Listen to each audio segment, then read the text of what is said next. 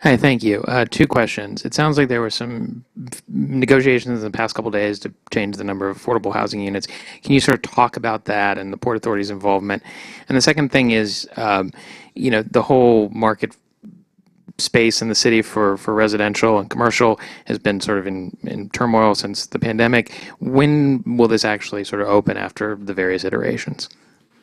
Well, the standard for affordability has been set by the Economic Development, by the Empire State Development Corporation, and by LMDC, the Lower Manhattan Development Corporation. We've been part of it, but they have run the public process. There has been extensive discussion in terms of their policy-making decisions, and what we've done is simply to follow their decisions. They had public board meetings both last week in terms of LMDC, Monday in terms of ESD, and we have followed their standard setting. Yeah, and to the point that you heard today, if we do nothing and do not move forward with this proposal, there's not going to be any affordable units, period. If we move forward, we're going to have 360 permanently affordable units. I think the balance and someone said this was rushed. This has been ongoing since 2019, so this is like a 4-year process. A lot of collaboration, a lot of discussions, a lot of meetings with all the stakeholders, all the shareholders, all the constituents, various governmental officials. We think we arrived at a really good place that this makes this project work. That will, in fact, guarantee something that other projects have not guaranteed. That is 360 permanently affordable units. And if you look at the total affordable unit development in Lower Manhattan, this is by far the largest number of affordable units in any single project in recent memory. Next question's Evan with Daily News. Evan. Hey guys. So there was a report this morning in Gothamist that City Hall has stopped putting out its estimates of has stopped putting out exact numbers of the number of migrants that have been coming into the city, both through the buses and the airports. I'm wondering if the Port Authority is still giving that information to the city. Well, we're working hand in glove with the city, but the challenge of how many migrants is coming in is not an easy question to answer because they're arriving in multiple locations. What's gotten the most attention has been the fact that some of the southern state governors have been sending buses, and so to the extent that those have arrived at the Port Authority, the intake center is actually run by the city, so the numbers are really city numbers. We're trying to be as supportive as we can, but in terms of a count of the number of migrants coming into the city, you really have to ask the city for that. And in buses coming into Port Authority? Well, those have fluctuated enormously. They stopped for a period. They vary day by day, and again, it's really the city that's keeping tab of how many. They don't actually come into the building. They come in to a very specific designated spot, and when they do arrive, we work with the city in terms of being sure that the intake process runs smoothly. That runs smoothly. It's run by the city, by NGOs, utilizing extensively National Guard that has been provided by the state. Thank you. And just to clarify, there's been no change in what support or reporting you've given to the city over the past 3 weeks or so? We've been. You have to remember, the city is the entity that is keeping track. We're not in the business of keeping track or keeping numbers. What we provide and try to work cooperatively with the city is an arrival place which is into a ground level area of the bus terminal. That is about to change, which is it's in the process of changing, moving to a Midtown Manhattan hotel, so that the bus terminal itself will no longer be the location. It's really the first stop in terms of migrants coming in, but it's the first stop only for migrants coming in who are being sent by the southern states, and the Port Authority really is not in the business of keeping track of what is a subset of the migrants arriving, some of which arrive not on buses sent by the southern states, and some of which arrive in small parties coming into the airport. So to the extent that there is a tracking system in terms of migrant arrival, we're supportive of the city, but they are the ones who are tracking and doing the intake processing for migrants arriving in the city. Thank you. Thanks. Thank you. Tom?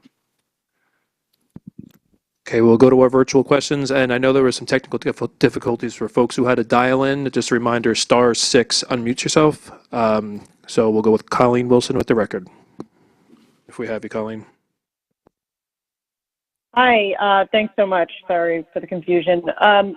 Apologies if this was asked, but could we just get an update and a timeline on the study the Port Authority is doing related to congestion pricing, if there's any concerns about a drop in revenue if that plan gets implemented or when it gets implemented? Well, what we've said and what is happening is the Port Authority has retained an expert consultant to put together projections for us.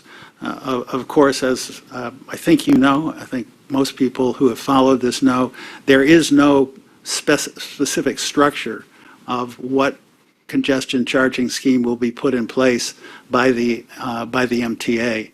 So there's the study that the consultant is engaged in is underway. There's really not an update at this point. We have said we would do that study. We're responding to a request from the governor of New Jersey. As I say, that's underway. In terms of coming to any kind of not only definitive estimate, but sort of a relevant estimate in terms of what the ultimate charging structure will have on the Port Authority, we need to wait until the MTA has specified what that structure will be. Yeah, and just to the general, this is just me speaking. Clearly, I would be concerned if it has any impact on the revenues, both year to year, and obviously any impact on the capital. But again, to Rick's point, we have a retained expert. We're getting briefed. An analysis is being done every month, and the members are being briefed. And we'll see where this thing goes, but we are closely monitoring. Next question is Larry Is Higgs. there Sorry, Colleen. I just one quick follow-up is just, do you have an idea of when that analysis would be completed? I don't think we're in a position to specify that right now. Okay, thank you. Thanks, Colleen. Next question is Larry Higgs with the New Jersey Advanced Media. Thanks very much. Oops, got you, Larry. You hear me? Yes, we can. Great. First question is, what is the status of the request for suicide prevention infrastructure on the road side of the Bayonne Bridge? Well, we're taking a look at it. There are a number of immediate steps that we're taking, but we're trying to take a very close look, and there's a dialogue going on with several of the local communities, but we're really not in a position to say exactly how we're going to come out. I think we've retained some folks to help have some resolution. Obviously, very concerned about it. Thanks. And is there when would you hope to have a decision made? As soon as humanly possible, Larry. That's something we're working on. We want to have some resolution, and it's a priority of us. Sorry, it's a priority. Having heard the very emotional testimony of the widow, it's just heartbreaking.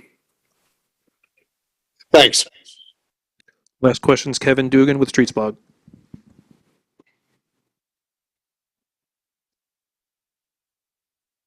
Hi, can you hear me? Yes. Thanks for taking my questions. My first one is, I wanted to see if you guys had any update on the Midtown Bus Terminal project. I haven't heard much on that in a while. Is the timeline still the same on that? It's absolutely at the top of the priority list in terms of major projects that we're in the process of advancing.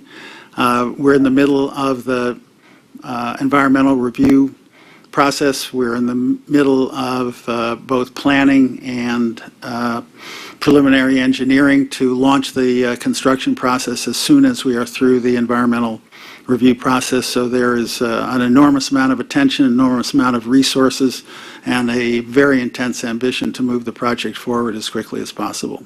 I think we have a board action on some piece on June. We may have a board action with respect to the bus terminal in June. Got it. Thanks for that. Do you have any more information on that board action, A? Like what specific part is being voted on? And then I just have a separate question. No, not yet. Okay. And my second question is, I wanted to see if the Port Authority has any plans to update its bicycle master plan. The last one came out in 2017. Is Port Authority working on any upgrades or tweaks to that plan? It's been more than 5 years. Well, the answer is yes. We are working on it. Our effort is to make the master plan have real substance and real ambition.